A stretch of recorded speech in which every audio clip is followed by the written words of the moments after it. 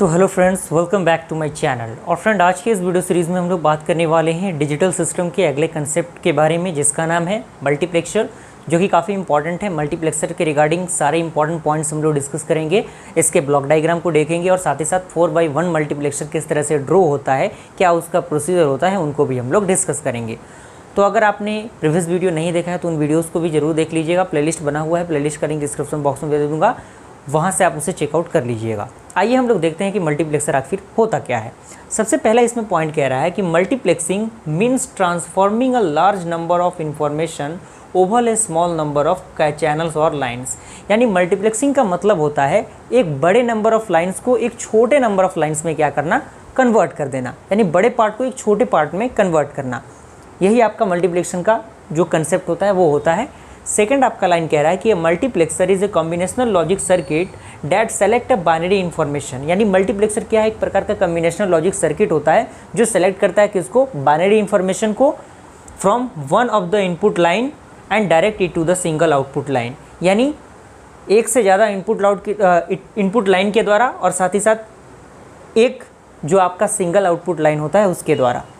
आपका जो अगला पॉइंट कह रहा है कि मल्टीप्लेक्सर हैज़ 2 का पावर n इनपुट लाइन। यानी जो मल्टीप्लेक्सर होता है उसमें 2 का पावर n इनपुट लाइन्स हो सकते हैं, लेकिन selection line whose bit combination determine which input is selected. यानी उसमें क्या होता है, इनपुट किस तरह से सेलेक्ट किया जाएगा उस पर वो डिपेंड करता है। यानी 2 का पावर n इनपुट लाइन तो होगा ही होगा, लेकिन आउटपुट आपका क्या होगा, 1 होगा। तो आइए इसके डायग्राम को हम लोग देख लेते हैं कि मल्टीप्लेक्सिंग के किस तरह से मल्टीप्लेक्सर के डायग्राम को हम ड्रॉ करेंगे, क्या उसका प्रोसीजर रहेगा। तो फ्रेंड, बेसिकली ये आपका ब्लॉक डायग्राम है जो कि आपका मल्टीप्लेक्सर है उसका। यहाँ पे 2 का पावर n इनपुट लाइन्स लिया गया है, यानी एक से ज़्यादा इनपुट लाइन आपका हो सकता है, लेकिन आउटपुट लाइन यहाँ पे क्या होगा, केवल एक ही होगा।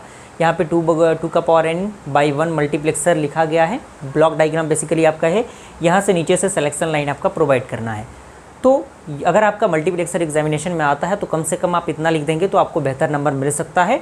और आइए हम लोग देख लेते हैं कि 4x1 मल्टीप्लेक्सर किस तरह से हम लोग डिज़ाइन करेंगे, क्या उसका प्रोसीजर रहेगा, ट्रूथ टेबल उसका किस तरह से हम लोग बनाएंगे, क्या उसका प्रोसेस है।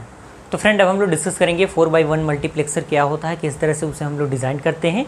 तो यहाँ पे 4x1 मल्टीप्लेक्सर में हम क्या करते हैं, 4 इनपुट को यूज़ करते हैं। यानी यहाँ पे कह रहा है कि 4x1 multiplexer has 4 input lines, यानी इसमें 4 इनपुट लाइन्स होते हैं और साथ ही साथ 1 आउटपुट लाइन होते हैं और इसमें 2 सेलेक्शंस लाइन होते हैं। वहाँ पे लिखा गया है 2 सेलेक्शन लाइन्स। इसको हम किस तरह से डिनोट करेंगे, A0, A1, A2, A3। यानी 0 पोजीशन से हम इसको स्टार्ट करेंगे, 0 से लेकर 3 तक हम जाएंगे तो आपका 4 मल्टीप्लेक्सर यहाँ पे हो जाएगा। यानी 4 इनपुट लाइन यहाँ पे हो गया, 1 आउटपुट लाइन को हमने क्या किया, Y मान लिया और 2 सेलेक्शन लाइन S1 और S0 हमने दिया। जो आपका ट्रूथ टेबल बनेगा वो आपके 2 इनपुट जो आपके सेलेक्शंस लाइन हैं उनके द्वारा बनेगा। यहाँ पे लिखा गया इनपुट, यहाँ पे आप सेलेक्शन लाइन भी ऐड कर सकते हैं, लेकिन यहाँ पे ऐड नहीं किया है मैंने, आप नहीं भी करेंगे तो कोई दिक्कत नहीं है। 2 इनपुट यानी S1 और S0 हमने लिया है और Y लिया है किसके लिए, आउटपुट के लिए। यहाँ पे 0 0 1 1 0 1 0 1 होगा। अब देखिए कंसेप्ट आपका क्या है, यहाँ पे A0, A1, A2, A3 के लिए यूज़ होता है। एक आपका फॉर्मूला होता है जो Y का डायरेक्टली फॉर्मूला होता है, जिसके द्वारा आप इस सेक्शन के वैल्यू को फाइंड आउट कर सकते हैं। आइए हम उस फॉर्मूलाज को देखते हैं और साथ ही साथ उसके ब्लॉक डायग्राम को देखते हैं कि 4x1 मल्टीप्लेक्सर का ब्लॉक डायग्राम किस तरह से क्रिएट किया जाएगा। तो फ्रेंड, जो आपका फॉर्मूला है जिसके द्वारा आप Y के वैल्यू को फाइंड आउट करेंगे वो है आपका A0 into S0 and dash into S1 का डैश, डैश यानी आपका कॉम्प्लीमेंट। यानी अगर 0 रहेगा तो 1 हो जाएगा, 1 होगा तो 0 हो जाएगा। वो प्रोसीजर आपको अप्लाई करना है। Plus A1 into S0 into S1 dash plus A2 into S0 dash into S1 plus A3 into S0 into S1। ये बेसिकली क्या है, फॉर्मूला है जिसके द्वारा आप Y के वैल्यू को ईजिली फाइंड आउट कर सकते हैं। कोई परेशानी, कोई दिक्कत आपको नहीं होगी।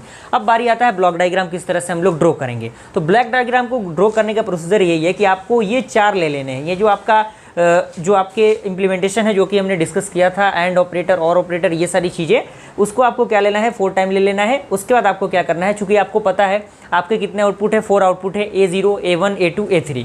तो उसके द्वारा आपको लाइन को ड्रॉ कर लेना है और 2 सेलेक्शन लाइन है S1 और S0, उसको ड्रॉ कर लेना है और सारी चीज़ों को एक साइड क्या करना है, कंबाइन कर देना है। और यहाँ पे एक जो एंड है उसको आपको अप्लाई करना है यहाँ पे। उसके बाद आपको इसको जोड़ना है और इन सारे कॉम्बिनेशन को एक एक्सोर में क्या करना है, नॉर वाले कंडीशन में कन्वर्ट कर देना है। उसके द्वारा ये आपका y का वैल्यू आएगा। तो ये बेसिकली ब्लॉक डायग्राम है। आप इसको 1-2 बार प्रैक्टिस करेंगे तो सारी चीज़ें क्लियर हो जाएंगी, कोई परेशानी, कोई दिक्कत आपको नहीं होगा। क्योंकि देखिए डायग्राम है, डायग्राम को आप याद नहीं कर सकते, जितना ज़्यादा आप प्रैक्टिस करेंगे उतना ज़्यादा सीखेंगे। तो एक दो बार आप प्रैक्टिस करेंगे तो सारी चीज़ें क्लियर हो जाएंगी। ओके, तो आई होप यहाँ तक पूरा प्रोसीजर आपको समझ में आ गया होगा। अगर वीडियो पसंद है वीडियो को लाइक जरूर कीजिएगा फ्रेंड्स। मिलते हैं ऐसे इंटरेस्टिंग वीडियो के साथ, तब तक के लिए थैंक यू।